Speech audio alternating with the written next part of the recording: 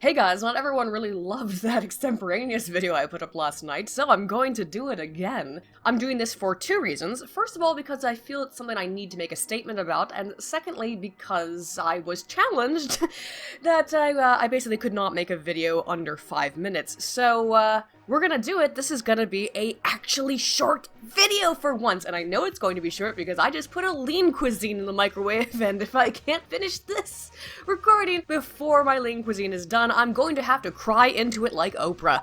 So, here's my quick take on Laci Green's so-called taking the red pill. It's bullshit. Until I see some actual change, sorry, I'm not willing to accept it. I don't think she's legitimate, and I don't think she's being totally honest. I think what happened is two things again. I like using numbers, so we'll do two things. One, Laci herself probably interacted very earnestly with some of the nicer, more open and honest people in the YouTube community. We know she did. She interacted with Blaire White, she interacted with Jeff Holiday. These are good people. Some of the people in that side of the skepto-sphere, if you want to call it that, are, in my opinion, a little bit nice almost to a fault. They're just good people, and it makes sense that Laci would think that, oh hey, these people aren't all assholes because of who she's interacted with. People who are very open, people who are very willing to talk. I'm willing to talk too, by the way. I'm quite open, but I'll call you out on your bullshit when I see it. As much as I love Jeff Holiday, I don't think he would have been willing to call her out on her bullshit, and I think Blaire White was overwhelmingly nice to Laci on their stream while Laci was actually engaging in the pen clicking. Oh guys, that's a psychological tactic. I'm gonna show a really quick snippet from that stream in particular where you can see this happening, how Laci is trying to use this pen clicking, at least in my perception. Again, I could be wrong. She's trying to use this pen clicking as a sort of Pavlovian effect. Watch this. She clicks her pen whenever she makes a right statement or what she believes is the right thought, and then she starts to click it again when Blaire says the wrong thought things, okay? And so many more people are sympathetic to the perspective that you're espousing than are sympathetic to the perspective that I'm espousing in my work.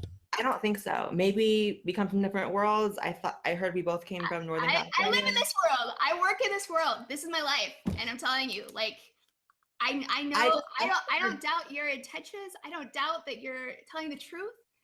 I'm telling you, like, girl, there's more to this. I do. I really do.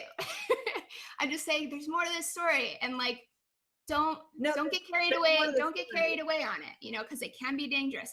What you're saying is valid, but in proportional response, right? Proportional response.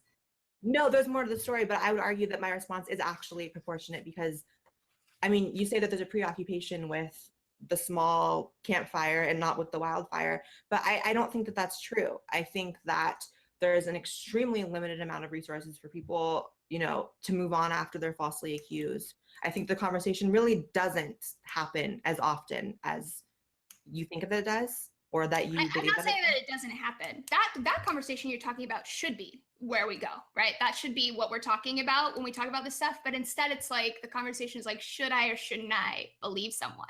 When really it should be, let's have this, you know, approach where we acknowledge that sexual violence is a real problem and get out of this paradigm where we always think that it's not real or that people are lying or whatever, and address all of the problems. It doesn't have to be like your problems and your problems, like all of these things can be addressed at once. And you're right that there's not enough focus on things like that, and that's an important conversation, but that's not how it's usually framed when people bring it to me, you know? And so I look at that and I'm like, you're removed from the reality of this situation, and that's fine because this isn't everyone's reality, but it's mine. And, you know, I am very familiar with this world, and this conversation internationally as well.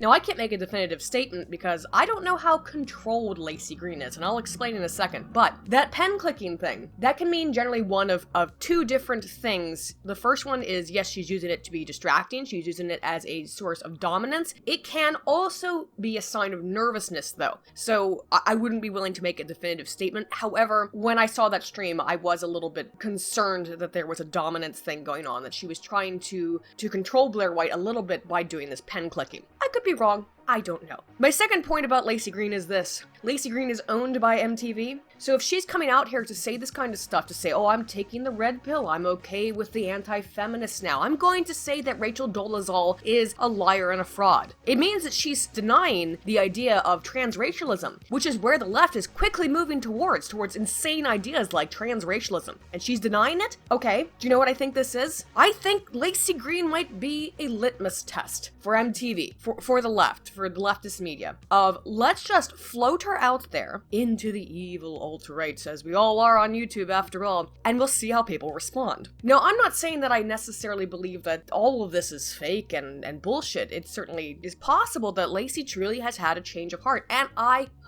truly do hope that she has, but I'm skeptical. Oh no, being part of the skeptic community. Yeah, I'm skeptical. Until I see some actual evidence, sorry Laci, I'm gonna take you as a plant. I'm gonna take you as having been driven towards this by your corporate masters. You're going to have to show me some evidence that you have actually made a change of heart, and more importantly, you're going to have to denounce all of the bullshit that you have previously spouted. You're gonna have to denounce that. You're gonna have to say, I no longer support this. I no longer agree with it. Otherwise, sorry, not interested. This is a short video. I just had to say my piece.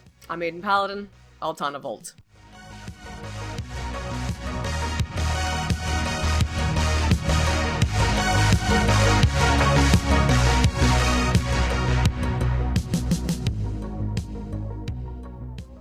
Cut yourself some red, cucumber, orange, shit. Now you gotta flip some shit. You got, Mama, you fucked up. Keep on talking like that. I'm gonna eat your asshole. Expecto Patron.